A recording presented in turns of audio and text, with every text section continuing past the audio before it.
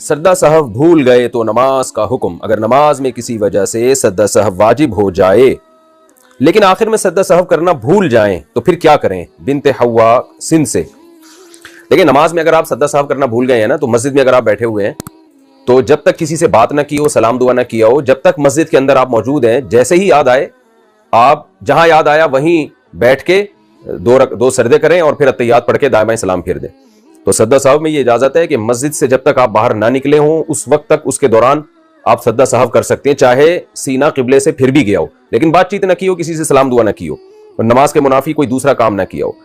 और खवातीन के लिए हुक्म यह है कि जिस कमरे में नमाज पढ़ी है, जब तक उस कमरे से बाहर ना निकल जाएं, उस कमरे के अंदर जब तक मौजूद हैं, तो सद्दा सहव याद आने पर वो सद्दा उसी वक्त कर सकती हैं, बशर्ते कि किसी से बातचीत ना की हो। खवातीन के लिए वैक्स करवाने का हुक्म। क्या खवातीन अपने पूरे जिस्म की वैक्स करवा सकती हैं? फरहत खानेवाल से। जी, करवाई जा सकती है, जायज है। हेयर कलर स्प्रे लगा हो तो क्या वुजू हो जाता है?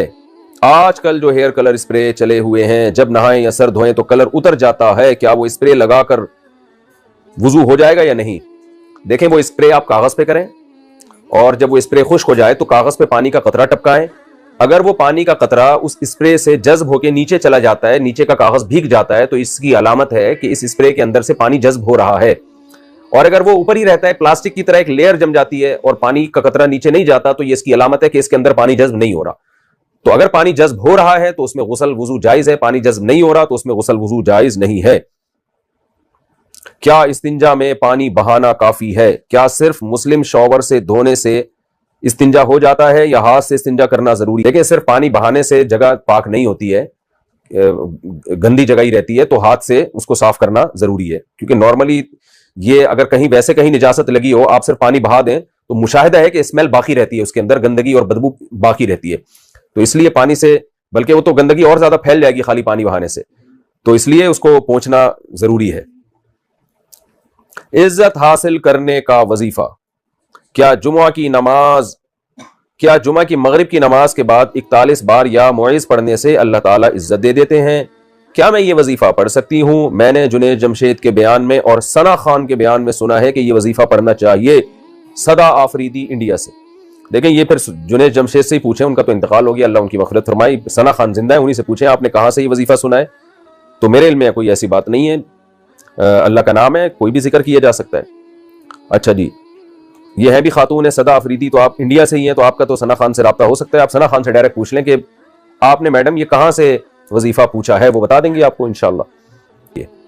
शौहर अलग घर ना दे तो बीवी क्या करे? अगर सास बहू के लड़ाई झगड़े होते रहते हैं और शौहर किसी भी तरह अलग घर के लिए राजी ना हो, तो ऐसी सूरत में बीवी क्या करे?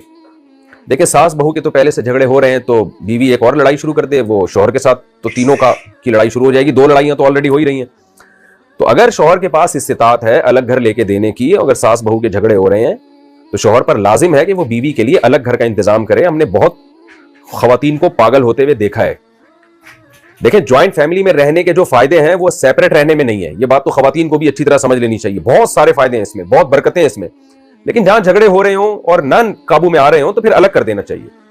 माँ को खुद ही चाहिए कि वो क्या भाई, ये नहीं हमारी बन रही है, आप बहू को अलग लेके रखो। तो अगर शौहर में इस्तिताअत है तो ऐसी कंडीशन में शौहर को चाहिए कि बीवी को माँ से अलग रखे, वरना 2 लड़ाइयां हो रही हैं तो तीसरी भी लड़ाई शुरू हो जाएगी। अब बाकी ये कि कैसे, यानी बीवी शौहर को कैसे समझाए, तो ये तो वो बीवी नहीं समझ रहे कैसे समझाए। वही मैंने तरीका बताया कि सास बहू की तो हो ही रही है लड़ाई, तो अगर लड़ाई शुरू हो जाएगी तो इंशाल्लाह शौहर की समझ में शायद बात आ जाए। लड़की के चेहरे पर बाल हो तो रिश्ता कैसे करें? आजकल लड़कियों के चेहरे पर गैर जरूरी बाल हो जाते हैं, ऐसी लड़कियों को शादी करने में परेशानी होती है, तो क्या ऐसी लड़कियों को शादी नहीं करनी चाहिए? और क्या ये बात लड़के वालों से छुपा सकते हैं?